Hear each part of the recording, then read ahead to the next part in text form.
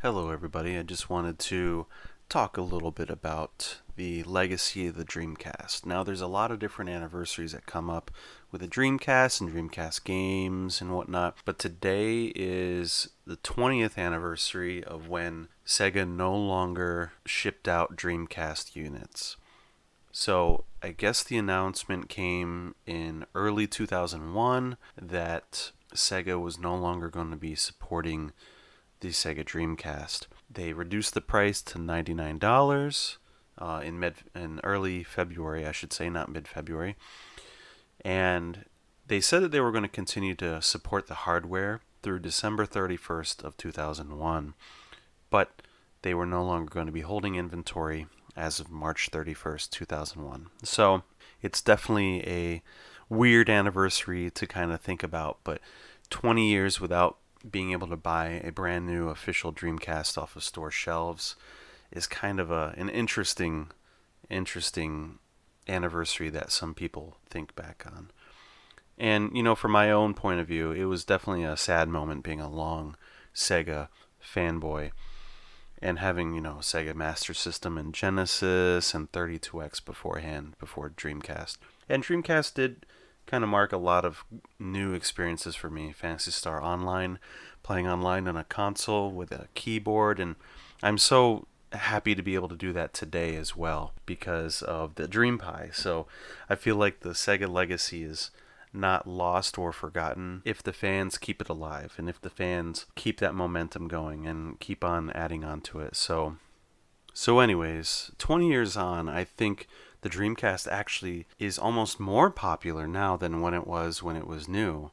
To kind of think about how many gamers were on the market back then, especially with console games, comparing it to the amount of gamers today and what you see with modern consoles, and the way that Dreamcast is really being embraced by the indie crowd, the indie community, for the games that are coming out, like Xenocider came out. There's a bunch of other games that have come out over the years. I almost feel like the resurgence of the Dreamcast is stronger than ever. I don't think the online numbers show, or the adoption rate numbers show, that Dreamcast is more popular, but I feel like the Dreamcast is more accessible to people 20 years on, now that you have emulation that's really great for Dreamcast.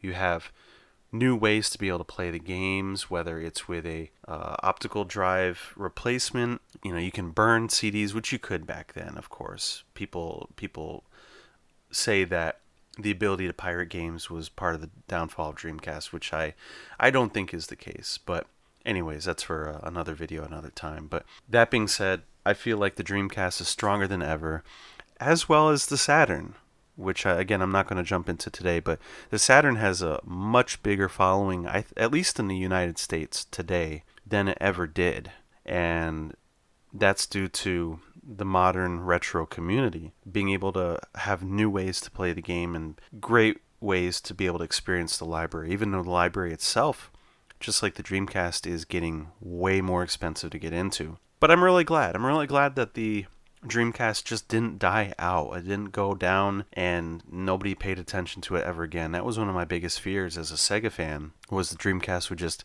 be a footnote, be something that was not really celebrated or not important as part of gaming culture. And I feel like the opposite has happened. People have embraced it.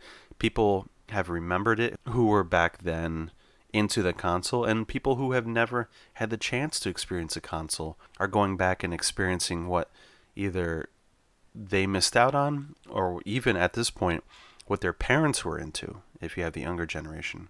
But anyways, on its 20th anniversary of no more new Dreamcasts being stocked anniversary, which is kind of a weird one, it's kind of great to reflect on its legacy and its ongoing fandom and support. So yeah, no, absolutely. If you haven't had the chance to jump into Dreamcast yet, this is a great time to do it. There's a lot of different ways to play it, whether you want to emulate it or whether you want to get into original hardware. The hardware is still pretty easy to find and at a pretty cheap price. I mean, if you want to compare it to other consoles, it's still pretty cheap to get into.